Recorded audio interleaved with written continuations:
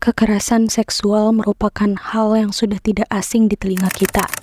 Komnas Pelindungan Anak secara mandiri telah menerima 2.703 orang siswanya yang masih di bawah umur. 3 anak diduga mengalami kekerasan seksual dari ayah kandung mereka. Korban yang mengalami kekerasan seksual akan mengalami post-traumatic stress disorder, berupa stres, depresi, dan menyalahkan dirinya sendiri. Perasaan ini semakin meningkat ketika statement dari masyarakat terus berkembang dan hanya menyalahkan sisi korban. Hal ini membuat korban menjadi takut untuk berkomunikasi dengan lingkungan sekitar. Sudah saatnya metode baru diperkenalkan ke khalayak dengan memanfaatkan dunia virtual. Metode ini diberikan untuk mengatasi perasaan trauma yang dirasakan oleh pasien yang merupakan korban kekerasan seksual menggunakan virtual reality dan earphone sebagai alat komunikasi.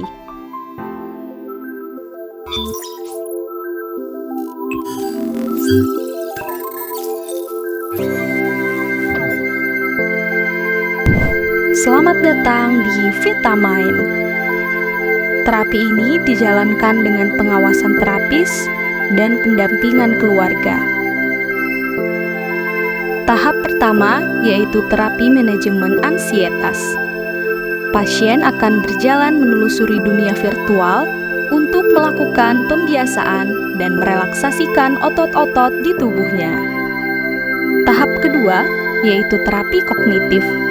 Terapi ini berupa latihan menghibur avatar yang menangis dengan kata-kata yang menyentuh, kemudian berganti peran dan menerima respons yang serupa.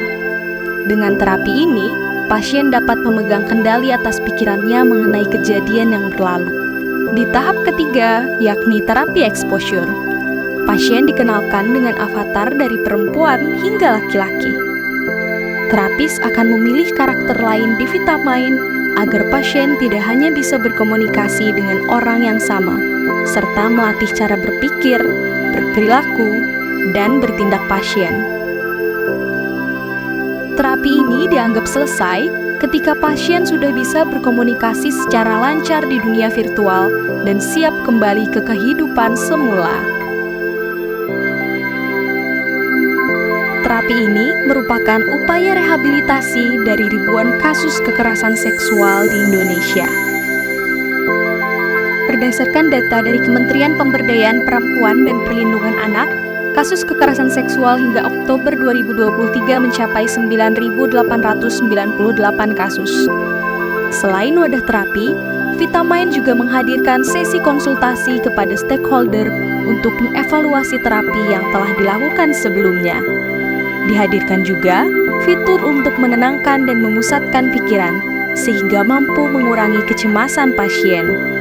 Terapi ini merupakan salah satu upaya untuk mencapai tujuan ketiga dalam Sustainable Development Goals, yaitu menjamin kehidupan yang sehat dan mendorong kesejahteraan bagi semua orang di segala usia.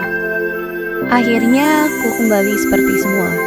Harapannya, gagasan Vitamind dapat diteliti dan dikembangkan lebih lanjut dengan uji klinik yang sesuai, sehingga di masa depan Vitamind dapat dijadikan terapi rujukan bagi pasien yang mengidap trauma sosial.